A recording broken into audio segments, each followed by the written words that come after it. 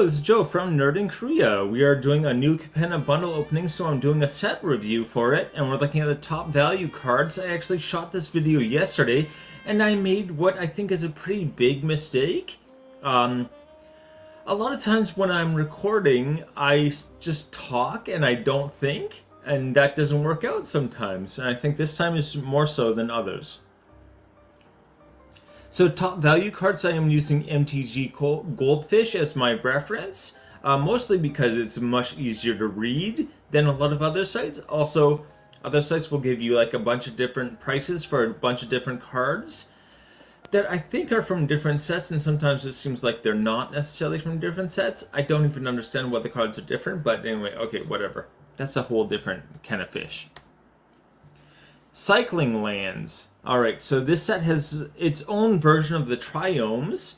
These are actually pretty crazy. The most expensive one is $17.25, and the lowest one is just over $8. So they're kind of like, they're triomes basically with cycling, which to me is better, but they're worth less.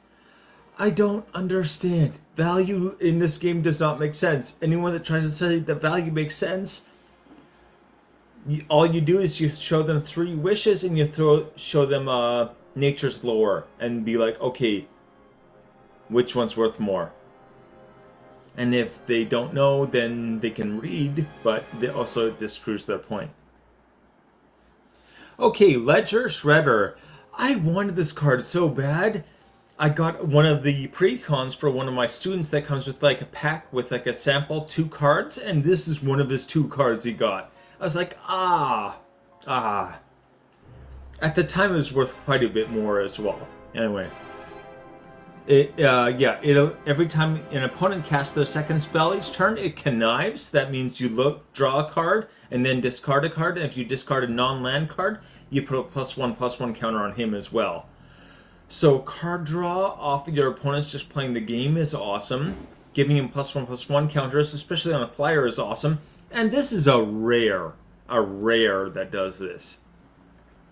A $14 rare, $14.72 I should say, rare is way more unusual than anything, I think. Professional Facebreaker. This is the one I messed up on last time. Okay, so whenever one or more creatures you control deal combat damage to a player, create a treasure token. Hey, treasure's nice, right? The second ability is where I made the mistake. Sacrifice a treasure, exile the top card of your library, and I stopped reading there. Dave Szewinski, I'm sorry, I'm trying to say it right. Szewinski? Szewinski. I had a stroke. Take it easy on me, okay? Anyway. Yeah. You can sacrifice a treasure, exile a card from the top of your deck, and then play that turn. Not just forever. It's only that turn. I said it was forever in the last video, which makes this a much, much better card than it actually is. It is only for that turn. My mistake? Thank you, Dave. Anyway, $7.95. If it didn't say you may play until end of turn, this would be way more than $8. Anyway. Jetmir, Nexus of Revels. So, he's all about just how many creatures you control.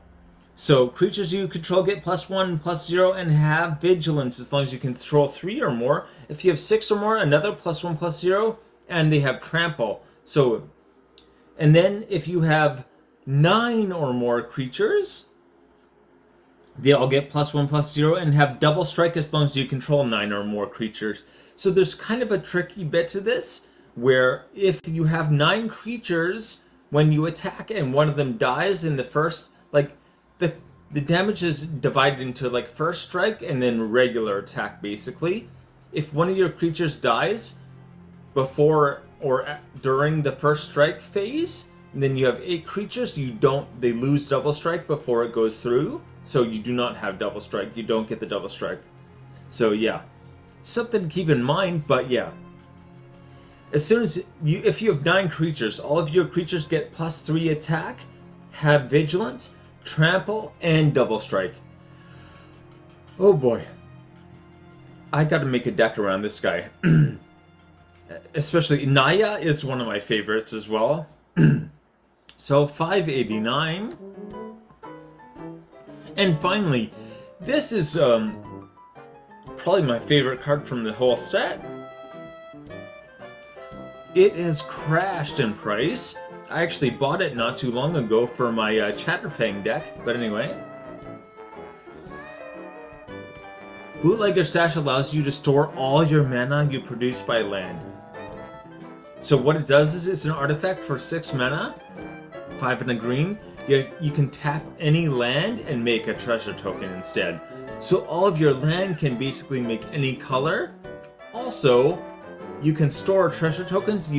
Mana you can't save between turns, right? As soon as it comes to your untap, you've effectively, any mana you haven't used last turn, you've lost it. This lets you just pile up the treasure tokens, but it's also very great for synergy, right? Creating tokens, if you have anything else like Chatterfang, for instance, you make a treasure token, Chatterfang also makes another squirrel. So you can go and all of your lands become squirrel generators, basically, with Chatterfang. Which is why I got it. I haven't got to use it in the game yet, unfortunately, but it's going to be a real kick in the shorts. Yeah, I'm trying to not use overly mean sounding things. Anyway, 568. And this has been the top 5 for Streets of New Capenna.